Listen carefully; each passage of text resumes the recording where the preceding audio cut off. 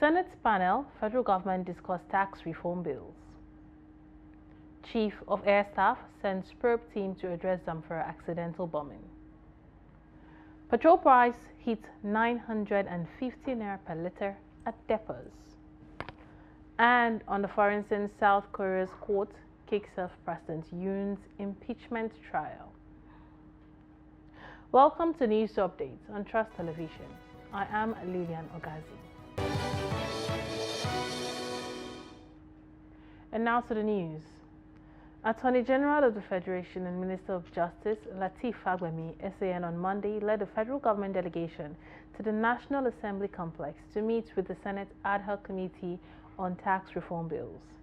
The meeting, which held behind closed doors, lasted for several hours. With the AGF, where the Executive Chairman, Federal Inland Revenue Service (FIRS), Zach Adedeji, Chairman, Revenue Mobilization Allocation and Fiscal Commission, Mohammed Bello Shehu, and the Chairman, Presidential Fiscal Policy and Tax Reforms Committee, Taiwo Oyedele. At the end of the Monday's meeting, Senate Minority Leader Abba Moro told reporters that the session was fruitful, adding that the interactive session with the federal government's delegation would continue. FIRS boss Adedeji expressed confidence that the proposed law would enjoy the support of the legislature in due course. He also stated that all controversial issues on the tax bills were identified at the meeting and the issues were clarified. The Chief of Air Staff, Air Marshal Hassan Abubakar, has deployed a high-level fact-finding team to Zamfara State over the alleged accidental bombing of civilian casualties during Saturday's operation by the Nigerian Air Force in the state. The accidental bombing reportedly happened in Kekindawa village in Maradun local government area of Zamfara State, with 16 vigilantes allegedly killed.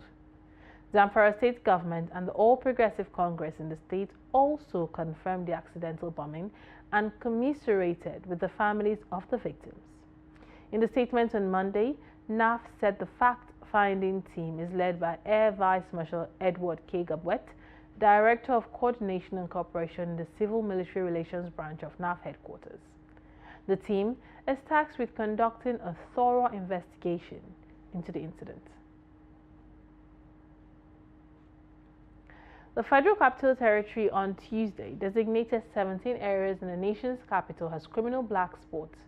The areas are Apoduse Panteka, Diplomatic Zone New PDP Secretariat, Kabusa Panteka, Ajakaita Tungamaji, Abuja Kaduna Road, Jabi Panteka, Apowaru Panteka, Area 1 Monkey Village and Durumi Village.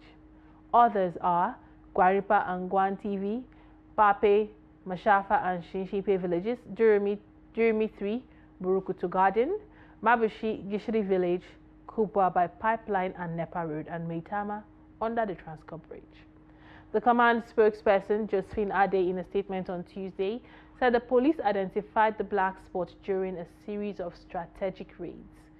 Ade added that the daily raids are critical to maintaining law and order in the FCT. The Nigerian Police Force says it has written and demanded an immediate retraction and public apology from Amnesty International regarding a publication titled Bloody August, Nigerian Government Violent Crackdown on Bad Governance Protesters. A Tuesday statement by the Force Public Relations Officer ACP Olumiwa Adejobi said the letter was dated 6th January 2025. The NPF said the publication, which included numerous unsubstantiated claims, falsely accused the Nigerian police of human rights violation, police brutality and excessive violence during the August 2024 and bad governance protests. The statement added that failure of Amnesty to comply will prompt the NPF to consider legal actions to protect its reputation. Amnesty International had accused the Nigerian police of using excessive force against protesters during the nationwide End Bad Governance demonstrations between August 1st to August 10th, killing at least 24 people in Borno, Kaduna, Kano, Katsina, Jigawa, and Niger states. In all cases, Amnesty International said the victims were shot by the police, firing live ammunition at close range, often at the head or torso, suggesting that the officers were shooting to kill. Depots across the country on Monday raised the loading cost of premium motor spirits and other refined petroleum products. Reports say marketers raised petrol and diesel prices at depots by 43 naira or 4.74% due to the rising crude oil prices. Recall that the cost of Brent, the global benchmark for crude, reached $79.76 per barrel on Sunday. This current situation indicates that filling stations nationwide may adjust their pump prices to reflect the higher cost of refined products. With depot rates showing no signs of stabilizing, the coming weeks may bring further adjustments, emphasizing the need for long-term strategies to mitigate the impact on consumers and the economy. Imo State Governor Hope Uzodimma says the removal of petrol subsidy is a blessing to state governments. The governor, who spoke on Monday in Imo State during the inspection of some projects to celebrate the first year of his second term, said more money now accrues to the coffers of state governments for the development of their states. He said in reconciling the negative effects of fuel subsidy removal and the benefits in terms of social infrastructure, social benefits, and the ease of doing business occasioned by the provision of enabling infrastructure. I think it's a blessing, he said. In reconciling the negative effects of subsidy removal and the benefits in terms of social infrastructure, social benefits, and then the ease of doing business occasioned by the provision of the enabling infrastructure, also will balance. So I think it is a blessing. That's a direct blessing. It's not in disguise. It's a direct blessing to the subnationals because more monies are now coming to states. And state governments must do things to show the citizens that they're able to do these things because they now get more money as a result of the subsidy, fuel subsidy removal by the federal government. Now, away from that, thousands of students of Moshood Abiola Polytechnic, Ogun State, who graduated between 2022 to 2025 on Monday, stormed the school to protest the delay in the release of their results. The students, armed with placards with anti-school management inscriptions, shut down the school, denying academic and non-academic staffs as well as vehicular access into the premises. The report. While addressing the newsmen on behalf of the students, a former student leader, Oguntola Sunday Ayomide, said the action of the management of the institution has affected over 5,000, appealing to Governor Dapo Abiodun to come to their aid. Oguntola added that the students were from different institutions who have come to Mapoli for their higher national diploma. Protest to us is the festival of the oppressed, and we are here to register our utmost displeasure about the injustice being put upon us by the management of this prestigious institution. Well, we graduated a couple of years ago, that was 2023, and ever since our graduation, the management has refused to mobilize us for NYC, refused to give us access to our statement of result. And this is just one of the many injustices the management has been putting upon us. Recently, they just increased the school fee of the students. They increased it last year and again this year again. For the purpose of our gathering, to register our display, because after our exam, after we rounded up exam 2023, to this present moment, we don't have access to our results yet. Reacting, the institution's head of communication and protocol, Mr. Yemi Ajibola, said the management is still verifying the students' ND results, saying that it has discovered some students submitted fake credentials to the school. We've written and sent the results and transcript to their different schools, but many of these schools are not responding on time. Example, one of the schools that responded, out of the 25 students results and transcripts sent back to them, 19 were fake. Out of 25, 19 were fake. So on this note, we told them, we've been on this issue for some time, and we told them, exercise some patience. We will bless you. Meanwhile, the school management has closed down the school indefinitely. The House of Representatives has expressed satisfaction with the implementation of the Nigerian Army's 2024 budget. Chairman of the House Committee on Army, Aminu Balele, stated this on Monday while addressing journalists after a closed-door session where the Army defended its 2025 budget proposal. Speaking after the session, Balele emphasized the need to improve the Army's capital allocation, overhead costs and allowances to align with global best practices. Earlier, during the opening segments of the meeting, the Chief of Army Staff, Major General Olufemi Oloyede, was present but was not permitted to speak in the presence of journalists. A committee member raised a point of order requesting the media to leave before the closed-door discussions commenced. For implementation, it was excellent. Yes. They have achieved over 99% in terms of implementation. And more to it, we have sent our colleagues and we have gone all around the country during the oversight function. We have understand largely whatever they brought, it is perfect and it is okay. We have seen how we have succeeded in improving their capital and largely their overheads and their non-regular allowance. Because you will find a member and a soldier, collecting very little amount of money in terms of his allowance. So we compare not, we sit down and we resolve those issues. And it's a gradual process.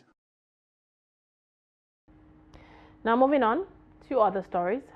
Governor Vangana Zulum of Borno State has launched a free eye surgery for 10,000 people with visual impairments.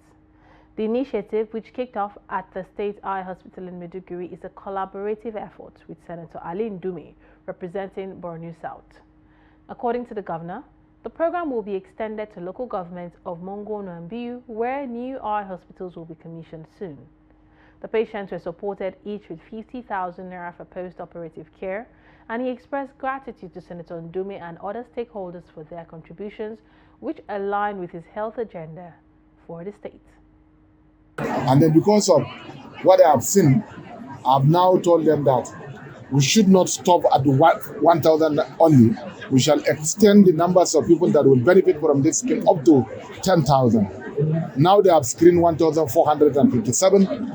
And then I told them that they should undertake the operation of the cataract here in this hospital for 4,000 patients, while we shall very soon commission the eye hospital in Biu. So those that are in southern Borno should not come here, because government will also do similar support to 3,000 patients in southern Borno, and then eye hospital Mongono will also be soon commissioned. So this is a very unique program in the sense that it doesn't only help the poor or the cataract patients, but the cataract system that they are doing is different. When they remove the cataract and put a lens. The lens is inside. So what the governor did is that after the 24 hours, when they put the plastic or watery, or do you call it lens, then you open the eye. Then as today, then that's it. You don't need glasses. The glass they gave them is to protect the eye from sun ray for the first 1 or 2 weeks. After that, they can drop the glass, and that's all. So that cataract issue is history. Meanwhile, farmers in Delta State have urged the federal government to prioritize agriculture, citing its potential to boost the economy and improve food security. Now, according to them, despite the promise by President Bola Tinubu to revamp agriculture, farmers are facing hardship due to policy inconsistencies, insecurity, extreme weather, inadequate infrastructure, and skyrocketing input prices. Jonathan Awaya completes the report. The farmers who spoke in separate interviews with Trust TV bemoaned the challenges they faced in the past years as the agriculture sector continued to be blighted by numerous hitches. They highlighted the critical role of agriculture in the nation's economy, stressing the need for prioritization so that the nation will be able to feed and even export to other countries. On the aspect of the youth, many youth are now diving into fraud, thinking that is the best way. But I think that government giving them the necessary equipment for farming, like the farm tools. We enable them and giving them sufficient funds to carry out those projects. Then on the aspect of the civil servant as well, they can make use of the compound, the school compound, in doing the farming, the agricultural things like farming. They can boost agriculture by making provisions for the real farmer, they call farmers, making provisions for a kind of giving them grants. When you give grants to farmers, they have this that is added advantage to them. Now, before now, they are doing this kind of subsistence farming method. But if government really wants to boost agriculture, by giving farmers grants and providing fertilizers. A cleric, Bishop Jonathan Araware, urged the government to provide security for farmlands to enable farmers to cultivate their lands without fear of attacks or destruction. According to him, the lack of security in farms has been a major challenge facing farmers, adding that if not addressed, it could lead to further food scarcity and economic hardship. Let's put food on our table. We shouldn't wait for only government. Government alone cannot do it. And I'm also calling on the government to provide a peaceful environment so that our women, our children, our mothers, our fathers can go to farm, to work. Government should provide security. They noticed that by providing an enabling environment for farmers, government can help boost food production, reduce poverty, and promote economic development in the country. Jonathan Awanyai, Trust TV News, Asaba. Away from that, now to business. Nigeria's daily average oil production rose by 152,000 barrels per day last November, according to data sourced from the newly released monthly oil market reports by the Organization of Petroleum Exporting Countries. Now, according to the OPEC MOMR for December 2024, the country's production, including condensates, rose by 11% from 1.33 million barrels in October to 1.486 million in November 2024. The analysis puts the daily increase to 152,000 BD and about 1 million barrels increase between October and November last year. This is as Nigerian Upstream Petroleum Regulatory Commission in its latest oil production data indicated that on a month-on-month basis, daily average oil output in December 2024 declined by 1.35% from 1.690 million barrels per day recorded in November 2024 to 1.667 million barrels per day. Data from the Commission also indicated that daily peak oil production in December 2024 was 1.79 million BPD, while the lowest production was 1.57 million barrels per day. And now to the foreign scene.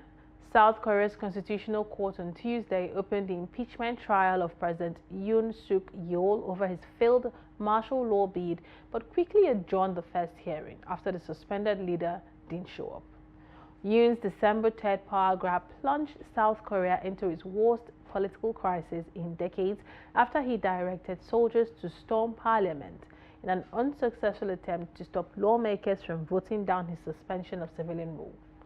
He was impeached soon after and suspended from duty, but has gone to ground in his residence, refusing summons from investigators probing him on insurrection charges and using his presidential security team to resist arrest.